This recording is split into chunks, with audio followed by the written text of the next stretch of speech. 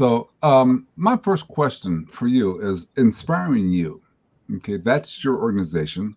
But Yes. what I want to know about is you, your organization.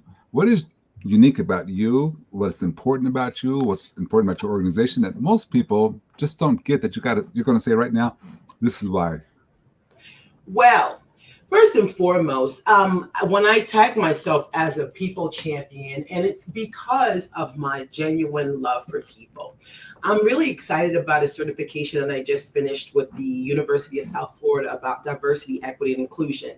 And interestingly enough, it was an amazing program, but a lot of the things that are being taught is about people. So my passion for people is what allows me to do what I do, and I believe it allows me to do it well because it's genuine. It's not just what I do as a career or being an entrepreneur, it's who I am as a person. And Mm, that people connection is what's so important to me. And inspiring you actually came from um, many years of being, of course, in corporate and being in roles where I have to lead others.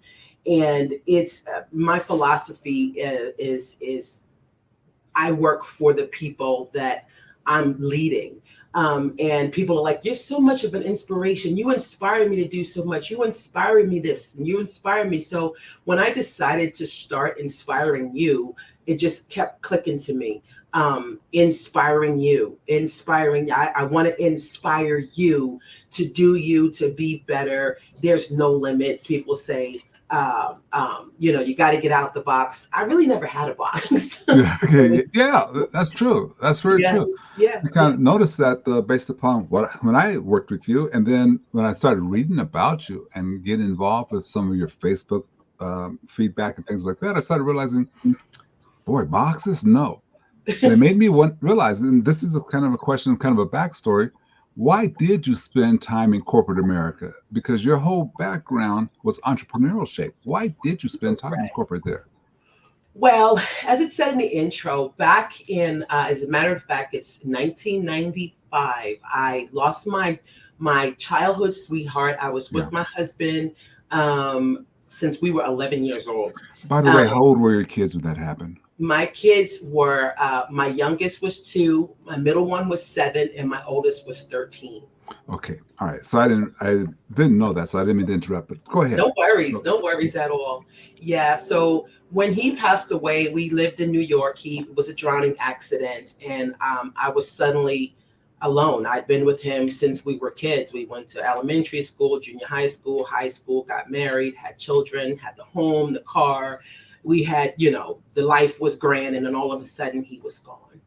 And being up north where I'm from New York, hmm, and I just decided that I didn't want to raise my boys in New York, all boys.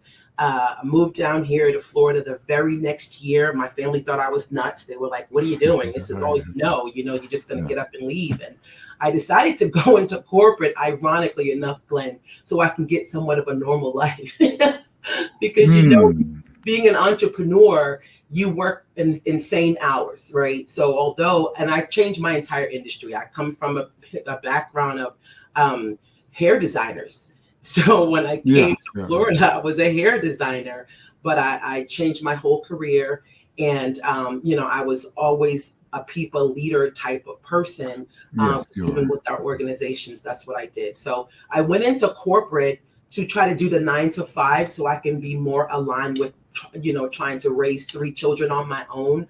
Right. And I still had that entrepreneurial philosophy, of course, because, whatever when you come from doing your own thing, it's ingrained. You're going to do even working with an organization as if it's your very own. And that's basically what I did. I think people kind of miss that in the story. If you have that entrepreneurial background and that entrepreneurial feeling, when you go to work for a corporate, it's still that entrepreneurial feeling in background. Would you agree? Absolutely. And the thing about it is like there's no such thing as a 9 to 5. The blessing for me, I did go into corporate in a leadership role. Yeah. I went in from day one as a leader. So I did not have the hours, I mean, my schedule was what it was, but my philosophy is the job is done when the job is done. So there was still a lot of late nights, you know, a lot of early mornings, and I'm going to be there for my people when I Hmm. need to be. Yeah. Well, and here's a question. Now, I have a whole list of questions, and like I told you before, I can write them all up, but I don't get to them because I have other questions.